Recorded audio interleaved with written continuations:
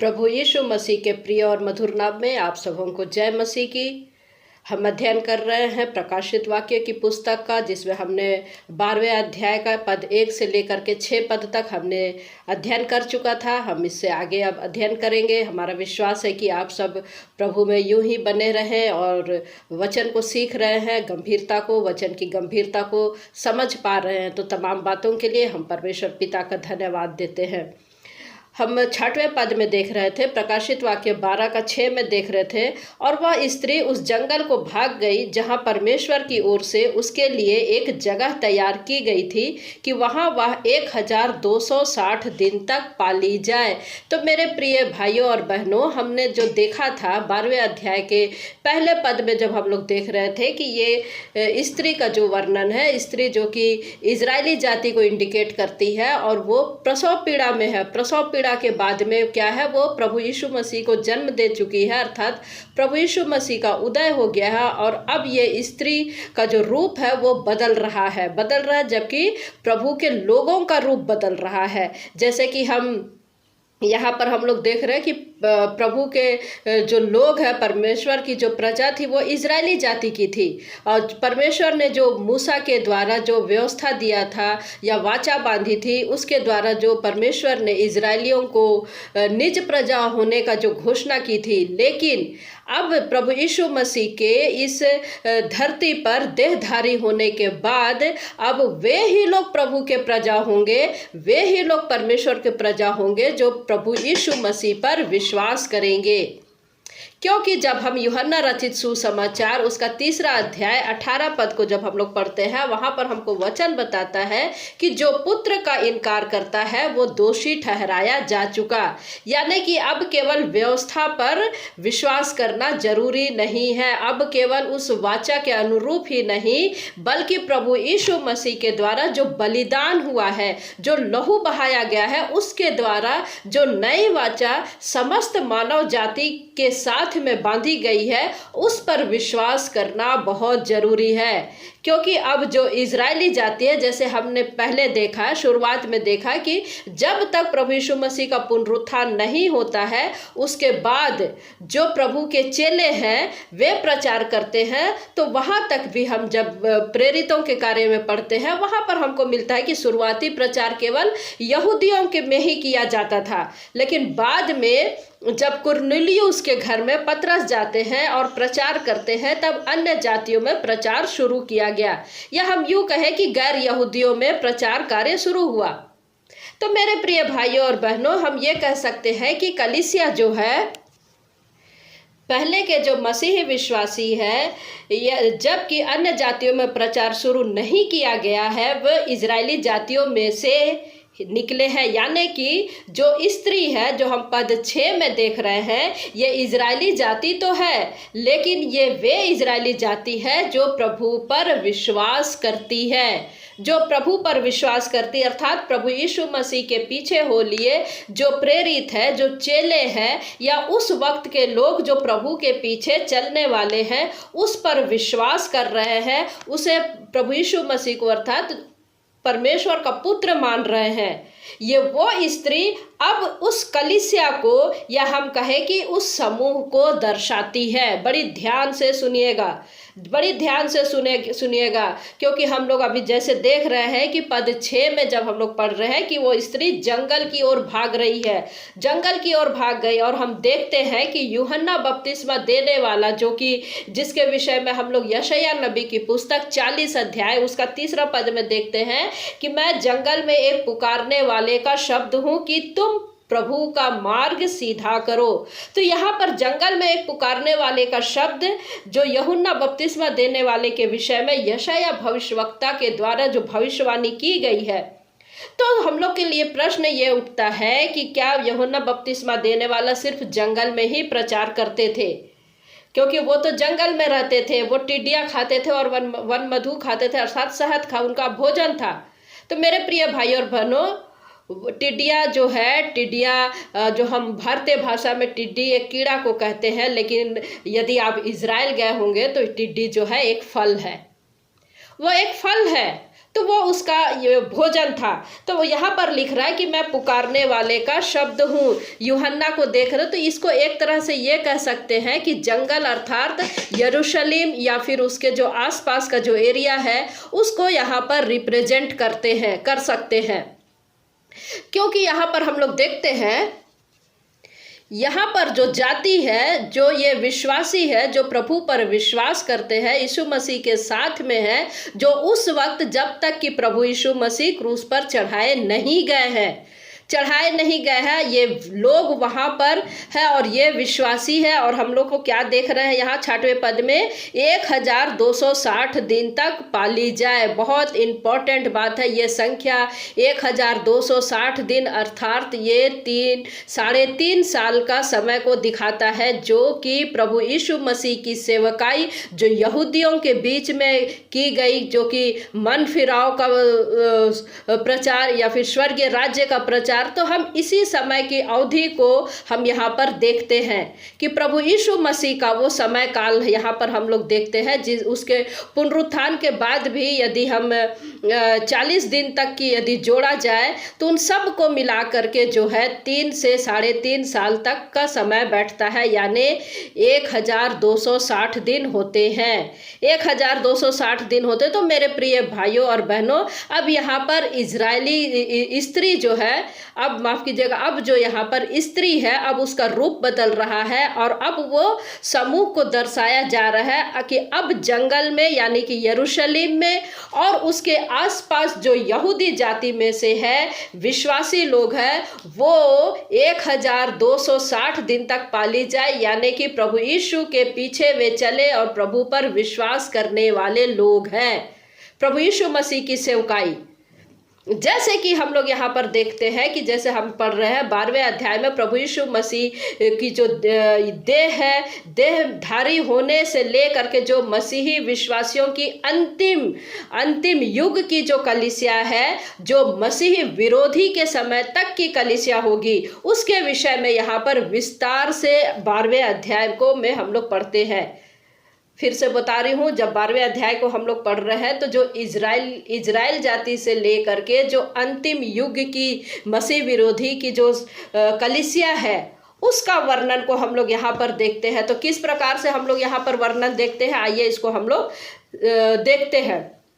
पहले पद से लेकर के 6वें पद में 12वें अध्याय में जब हम लोग पढ़ते हैं, यहाँ पर हम लोग देखते हैं कि प्रभु यीशु मसीह का जो जन्म है, उस इजरायली जाति का जो प्रभु यीशु मसीह का इंतजार कर रही है, उसको हम लोग यहाँ पर देख रहे हैं, जो कि क्या कर रही है, प्रसव पीड़ा में है। एक इजरायली जाति को हम लोग देखते हैं यहाँ पर, जो कि प्रभु यीशु मसीह का इंतजार कर रही है। ये वो समय जो विश्वासी लोग हैं जिन्होंने प्रभु यीशु मसीह के सेवकाई तक यानी कि 1260 दिन तक वहाँ प्रभु के साथ में रहे और उसकी संगति में रहे, ये उसको दर्शाता है पहला अध्याय 1 से 6 पद तक, माफ कीजिएगा 12वां अध्याय 1 से 6 पद तक हम प्रभु के विश्वासी को यहाँ पर हम लोग देखते हैं। और 7वें पद से लेकर के 12वें पद तक जब हम लोग यहाँ पढ़ते हैं, यहाँ पर हमको वचन बताता है कि जो प्रभु यीशु मसीह मेरे और आपके लिए बलिदान हुआ है, जैसे कि हम 5वें अध्याय में पढ़ते हैं कि उसने वध हो करके अपने आप को जयवंत किया और इस योग्य किया कि उस पुस्तक को लेने और उस मोहर को तोड़ने के योग्य हुआ। वो जयवंत हुआ और जयवंत के साथ साथ बहुत सारी चीज़ों में भी हम बदलाव को देखते हैं, जिसमें कि सबसे खास बात यह है कि शैतान और शैतान के लोगों को हमेशा हमेशा के लिए स्वर्ग से नो एंट्री हो गई, या उन्हें हमेशा हमेशा के लिए इस धरती पर फेंक दिया गया। इसको हम लोग आगे और विस्तार से हम लोग देखेंगे कि प्रभु यीशु मसीह के लहू के द्वारा, प्रभु यीशु मसीह के बलिदान के द्वारा या प्रभु यीशु के मेमने के सामर्थ्य के द्वारा अब शैतान में इतनी शक्ति नहीं कि अब वो स्वर्ग में जा सके। उसका अधिकार केवल इस धरती पर है, जो कि 7 पद से लेकर के हम 12 पद तक हम लोग देखते हैं कि शैतान पर विजय हुई है प्रभु यीशु मसीह की। उसके बाद में हम लोग 13 पद से लेकर के 14 पद को जब हम लोग पढ़ेंगे, यहाँ पर लिखा है प्रथम कलीसियाई युग को हम लोग देखेंगे, यानी कि जो शुरुआत में जो कलीसियाई युग है, जो लगभग 350 साल तक जो कलीसियाई युग है, उसके विषय में हम लोग देखेंगे। और आगे जब 15 और 16 पद को हम लोग पढ़ते हैं, यहाँ पर हम लोग देखते हैं मध्यकालीन कलीसिया के विषय में हम लोग देखेंगे। द पेपल एज को हम लोग यहाँ पर देखेंगे, जो कि अंधकार की कलीसिया या अंधकार का समय जो कि मसीही कलीसियाओं में हो रहा है, उसके विषय में हम लोगों को यहाँ पर वर्णन मिलता है। और 17 पद में जो है अंतिम दिनों की कलीसिया के विषय में लिखा गया है। तो मेरे प्रियो, अब हम इसको विस्तार से जब हम लोग देखते हैं, विस्तार से पढ़ते हैं, प्रभु यीशु मसीह के पुनरुत्थान के पहले जो विश्वासी है उसके बारे में जो हम पहले पद से लेके 6वें पद तक जो कि स्त्री को हम लोग देख रहे हैं, इजरायली जाति को देख रहे हैं, और उसमें प्रभु यीशु मसीह का उदय हुआ है। और उसके बाद में हम लोग देखते हैं प्रभु यीशु मसीह के साथ जो लोग उस समय उस पर विश्वास किए, उसके साथ रहे, वे लोग 1260 दिन तक पाले गए, अर्थात उसके साथ में रहे, संगति में रहे। अब आगे हम पढ़ते हैं 7वां पद, 12वां अध्याय, प्रकाशित वाक्य। फिर स्वर्ग में लड़ाई हुई, मिकाइल और उसके स्वर्गदूत अजगर से लड़ने को निकले, और अजगर और उसके दूत उससे लड़े, परंतु प्रबल ना हुए, और स्वर्ग में उनके लिए फिर जगह ना रही। तो यहाँ पर हम लोग देख रहे हैं कि मिकाइल के साथ में स्वर्गदूत और उसके दूतों के साथ में लड़ाई हो रही है। मिकाइल और शैतान के दूतों के साथ में लड़ाई हो रही है। यहाँ पर हम लोग देख रहे हैं कि शैतान और उसके दूत मिकाइल के दूतों से प्रबल ना हो सके। यहाँ हमको वचन बता रहा है कि जो लड़ाई हो रही है, एक तरफ मिकाइल है, मिकाइल के दूत है, और दूसरी तरफ में शैतान है, शैतान के दूत है। और हम लोग क्या देख रहे हैं कि उनमें लड़ाई हो रही है, और मिकाइल से वे लोग जीत नहीं सके, प्रबल नहीं हो सके। और फिर हम लोग आगे क्या पढ़ते हैं कि उनको स्वर्ग में उनके लिए जगह नहीं रही। तो प्रश्न ये उठता है कि शैतान क्या पहले स्वर्ग जा सकता था? क्वेश्चन है कि शैतान पहले स्वर्ग जा सकता था, क्योंकि उसे तो परमेश्वर ने स्वर्ग से बाहर कर दिया था। लेकिन जब हम इसका अय्यूब की पुस्तक 1 अध्याय 2 अध्याय में हम लोग पढ़ते हैं, तो वहाँ पर हमको वचन बताता है कि परमेश्वर के जो पुत्र हैं, परमेश्वर के सामने उपस्थित थे, और उनके बीच में शैतान भी उपस्थित था, ऐसा वचन में लिखे गए हैं। तो प्रभु यीशु मसीह के बलिदान होने से पहले शैतान जो है स्वर्ग में एंट्री कर सकता था। शैतान की प्रबलता थी कि वो स्वर्ग में एंट्री कर सकता था। लेकिन अब यहाँ पर हम लोग देख रहे हैं 7वें पद में, 8वें पद में देखते हैं कि शैतान जो है अब स्वर्ग में एंट्री नहीं कर सकता। अब स्वर्ग में और कोई जगह उसके लिए नहीं रह गई। आगे आप और अच्छे से इसको जब पढ़ेंगे आपको समझ में आ जाएगा। पद 9 कहता है, तब वह बड़ा अजगर अर्थात वही पुराना सांप जो इब्लिस और शैतान कहलाता है और सारे संसार का भरमाने वाला है, पृथ्वी पर गिरा दिया गया, और उसके दूत उसके साथ गिरा दिए गए। तो यहाँ पर हम लोग देखते हैं कि अब पूरी रीति से जो है शैतान को केवल धरती पर फेंक दिया गया। अब कहीं पर उसका अधिकार नहीं रहा, यानी कि पहले आकाश से ऊपर वो नहीं जा सकता। पहले आकाश से ऊपर वो नहीं जा सकता। बड़ी ध्यान से सुनिएगा। पहला आकाश वो है जो हमारा वायुमंडल है, जिसको हम लोग देखते हैं, उसके ऊपर अब वो नहीं जा सकता। दूसरा आकाश अर्थात ब्रह्मांड को हम लोग देखते हैं। तीसरा अर्थात जहाँ स्वर्ग है, जहाँ पर परमेश्वर विराजमान है। तो यहाँ पर हम लोग देख रहे हैं कि उसको हटा दिया गया, अर्थात पृथ्वी पर गिरा दिया गया। अब पद 10 क्या कहता है, फिर मैंने स्वर्ग से यह बड़ा शब्द आते हुए सुना, अब हमारे परमेश्वर का उद्धार और सामर्थ और राज्य और उसके मसीह का अधिकार प्रकट हुआ है, क्योंकि हमारे भाइयों पर दोष लगाने वाला जो रात दिन हमारे परमेश्वर के सामने उन पर दोष लगाया करता था, गिरा दिया गया है।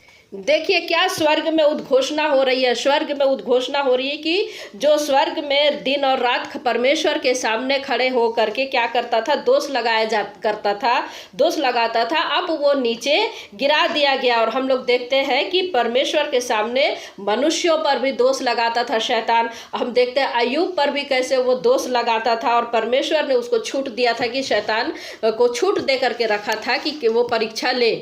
अय्यूब की परीक्षा ले और हम लोग देखते हैं कि अय्यूब अपनी परीक्षा में खरा उतरा। तो शैतान इसी प्रकार से लोगों पर भी दोष लगाया करता था, अभी भी दोष लगाता है, लोगों को भरमाया करता था स्वर्ग में भी, और वहाँ जो स्वर्ग के जो क्रिएटर अर्थात स्वर्गदूत है उन पर भी दोष लगाया करता था। इसलिए यहाँ पर लिखा गया है कि वहाँ उद्घोषणा हो रही है कि अब वो इस धरती पर गिरा दिया गया है। जो दिन रात परमेश्वर के सामने उन पर दोष लगाया करता था, अब वो गिरा दिया गया है।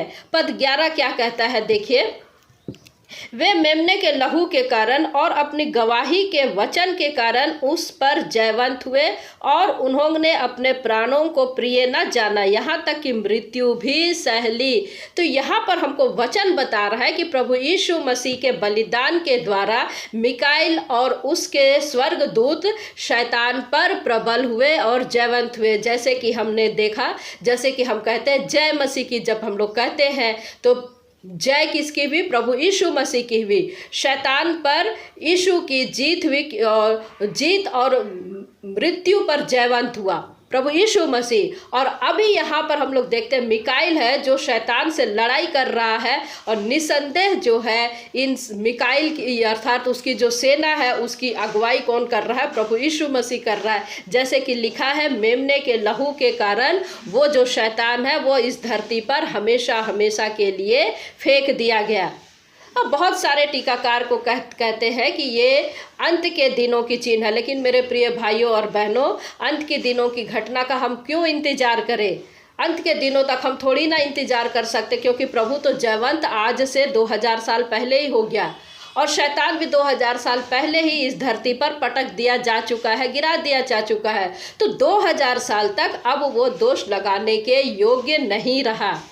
तो ये जो घटना है प्रभु यीशु मसीह के जो पुनरुत्थान के बाद तुरंत बाद की ये घटना है, जैसे कि हम 6वें पद में देख रहे हैं, और वह स्त्री उस जंगल को भाग गई जहाँ परमेश्वर की ओर से उसके लिए एक जगह तैयार की गई थी कि वहाँ वह 1260 दिन तक पाली जाए। तो हम लोग यहाँ देख रहे हैं पुनरुत्थान तक की जो विश्वासी या फिर कलीसिया है या प्रभु के लोग हैं, उसके बारे में यहाँ पर बताया गया है। तो पद 7 से लेकर के जो 12 पद तक है, यहाँ पर हमको वचन बताता है, उस युद्ध को दिखाता है, उस लड़ाई को दिखाता है जो मिकाइल और मिकाइल के दूतों के द्वारा जो प्रभु यीशु मसीह के अंडर में रहते हुए जो लड़ी गई है। शैतान को हमेशा हमेशा के लिए इस धरती पर गिरा दिया गया, और वे उस मेमने के लहू के द्वारा शैतान पर जयवंत हुए। उस मेमने के लहू के द्वारा उस पर जयवंत हुए, यानी कि प्रभु यीशु मसीह के बलिदान के द्वारा, प्रभु यीशु मसीह के पुनरुत्थान के द्वारा वे दूत जीत पाए शैतान पर और शैतान के दूतों पर। अब पद 12 क्या कहता है, इस कारण हे स्वर्गों और उनमें रहने वालों मगन हो, हे पृथ्वी और समुद्र तुम पर हाय, क्योंकि शैतान बड़े क्रोध के साथ तुम्हारे पास उतर आया है, क्योंकि जानता है कि उसका थोड़ा ही समय और बाकी है। तो मेरे प्रियो, यहाँ पर क्या लिखा है, इस कारण हे स्वर्गों क्या हुआ? स्वर्गों का क्या मतलब हुआ? जैसे हमने अभी पहले भी बताया, स्वर्ग जो है 3 है या 3 आकाश है। पहला स्वर्ग जो वातावरण को हम लोग देखते हैं, दूसरा स्वर्ग जो हम वायुमंडल को देखते हैं, ब्रह्मांड है, और तीसरा स्वर्ग जो है जहाँ परमेश्वर विराजमान है। तो स्वर्गों का मतलब है कि अब जो दूसरा और तीसरा स्वर्गदूत है वो क्या करने के लिए कह रहे हैं? मगन हो। हे पृथ्वी क्या कह रहा है? हे स्वर्गों और उनमें रहने वालों मगन हो। वे क्या करें? यहाँ पर मगन रहे। क्यों? क्योंकि अब शैतान इस धरती पर गिरा दिया गया है, इस धरती पर वो पटक दिया गया है, वो गिरा दिया गया। अब वो इस धरती पर ही अपनी प्रभुता कर सकता है। इसलिए यहाँ पर हमको स्वर्गों को मगन होने के लिए बताया जा रहा है, क्योंकि अब वो धरती से बाहर नहीं निकल सकता। यहाँ पर उद्घोषणा हो रही है कि पृथ्वी और समुद्र तुम पर हाय। एक तरह से वे दुखी हो रहे हैं, बड़ी दुखी हो रहे हैं कि शैतान जो है पृथ्वी पर मनुष्यों के लिए और समुद्र के लिए हाय लेकर के आ रहा है। तो ये एक उन लोग हमारे लिए दुखी हो रहे, बड़े क्रोध के साथ। क्यों? क्योंकि बड़ी क्रोध के साथ में जो है शैतान हमारे बीच में अर्थात तुम्हारे बीच में उतर आया है, क्योंकि अब वो जानता है कि उसका समय थोड़ा ही है। क्या लिखता, बड़े क्रोध के साथ तुम्हारे पास उतर आया है, क्योंकि जानता है कि उसका समय थोड़ा ही बाकी है। उसका समय थोड़ा ही बाकी है। तो जैसे हम देख रहे हैं कि प्रभु यीशु मसीह का पुनरुत्थान हुआ और शैतान को उसके सारे अधिकारों से वंचित कर दिया गया और उसके सारे पर काट दिए गए, धरती पर पटक दिया गया। अब शैतान बड़ी क्रोध के साथ में कलीसियाओं को उत्पीड़ित कर रहा, कलीसियाओं को परेशान करने के लिए तैयार कर गया है। तैयारी शुरू हो गई है मेरे प्रियो। हम देख रहे हैं कि यीशु मसीह के बलिदान के बाद, प्रभु यीशु मसीह के स्वर्गारोहण होता, उसके बाद से जो शैतान है कलीसियाओं के पीछे पड़ा हुआ है। क्योंकि पहले तो शैतान ने बहुत परेशान किया, पहले भी हम लोग देखते कि बहुत उसने उत्पीड़न किया। तो हम जानते हैं कि पहली सदी की कलीसिया कितनी उत्पीड़न और कितनी सताव को सहती थी। इसको हम लोग आगे जो हमने पॉइंट बताया है, जिसको हम लोग खंड खंड किया, इसको हम लोग और भी विस्तार से आगे पढ़ेंगे। तो शैतान जो है बड़ी क्रोध के साथ में इस धरती पर उतर आया है। और क्या लिखता है कि कलीसिया को सताने लगा, क्योंकि उसका समय बहुत ही थोड़ा है। तो मेरे प्रिय भाइयों और बहनों, इजरायली जाति अब ऐसी जाति में, या इजरायली जाति अब ऐसी स्त्री में कन्वर्ट हो गई, बदल गई, जो विश्वासी है। उसके बाद प्रभु यीशु मसीह का जो बलिदान है, जो हुआ, प्रभु यीशु मसीह का क्रूस पर चढ़ाया जाना, गाड़ा जाना और तीसरे दिन क्रूस पर जी उठना, ये सारी बातों को हम लोग यहाँ पर आगे देख रहे हैं। उसका पुनरुत्थान, उसके बाद शैतान को लड़ाई करके कैसे हरा दिया गया। और अब उस समय जब प्रभु का स्वर्गारोहण हुआ, क्रोध के साथ शैतान इस धरती पर प्रभु के लोगों को सता रहा है, उसे भरमार रहा है, और वो बड़ी क्रोध के साथ में उतर आया है। यानी कि ये पहला चरण हम यहाँ पर कलीसियाई युग का हम लोग उसको देख रहे हैं, जो पूरा हो रहा है। अब प्रभु यीशु मसीह का पुनरुत्थान के बाद में जो विश्वासी लोग हैं, कलीसियाई लोग हैं, कलीसियाई युग है, वो शुरू होता है, जो कि हम 13वें पद से आगे पढ़ेंगे। तो 13वें पद से आगे जो कलीसियाई युग है, जिसको शैतान पृथ्वी पर सता रहा है, उसको हम लोग अगले क्लास में हम लोग सीखेंगे। तब तक के परमेश्वर पिता हम में से प्रत्येक को आशीष दे, प्रभु में बने रहे, स्वस्थ रहे, भले चंगे रहे और परमेश्वर की महिमा करते रहे। जय मसीह की, praise the Lord. Prabhu Ashish they.